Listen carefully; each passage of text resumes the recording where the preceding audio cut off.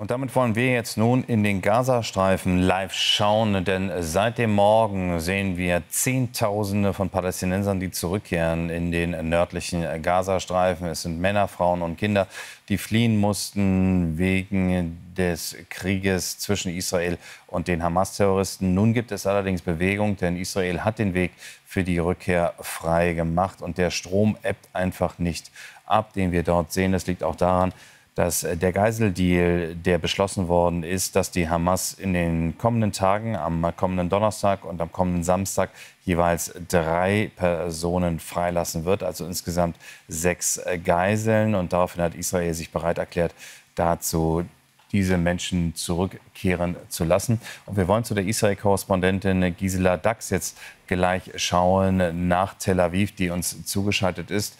Guten Morgen, Frau Dax. Also wenn Sie diese Bilder jetzt sehen, also kann man das wirklich schon als Entspannung ansehen oder trügt dieser Eindruck?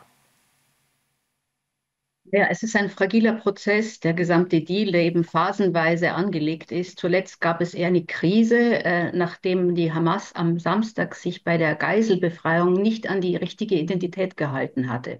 Also gibt es eine klare Hierarchie, erst Zivilisten, Frauen, Verwundete, Kranke und über 50-Jährige. Und eigentlich die Soldatinnen sind auf dieser ersten Liste, also nach den Zivilisten. Und es war eben anders. Und dann hat man gesagt, das ist eigentlich ein Bruch des Abkommens, macht man trotzdem weiter. Und durch Gespräche, erneute Gespräche hat die Hamas zugestimmt, jetzt am Donnerstag vorgezogen, eigentlich noch zusätzlich 3 Geiseln freizulassen, darunter eben auch die Zivilistin, die noch gefehlt hatte. Und am Samstag soll es dann noch einmal ein Deal geben. Und im Gegenzug war das zurückgehalten worden, nämlich die Rückkehr der Palästinenser in den Norden des Gazastreifens.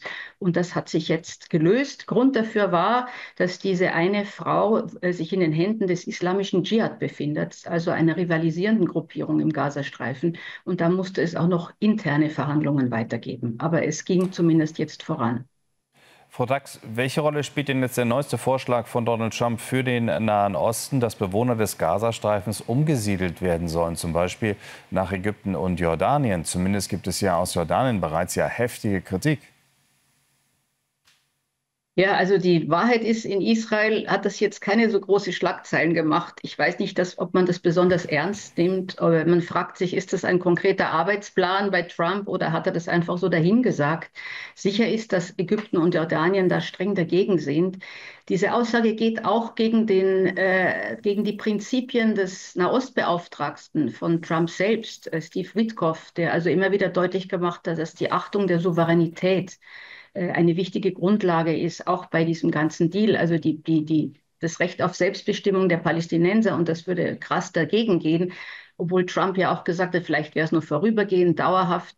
Aber so ganz ernsthaft nimmt man das nicht. Und eben diese Rückkehr von Tausenden von Palästinensern eben in den Norden des Gazastreifens, wie es in dem Abkommen vorgesehen ist eigentlich ein Schritt genau in die andere Richtung, wenigstens vor Ort.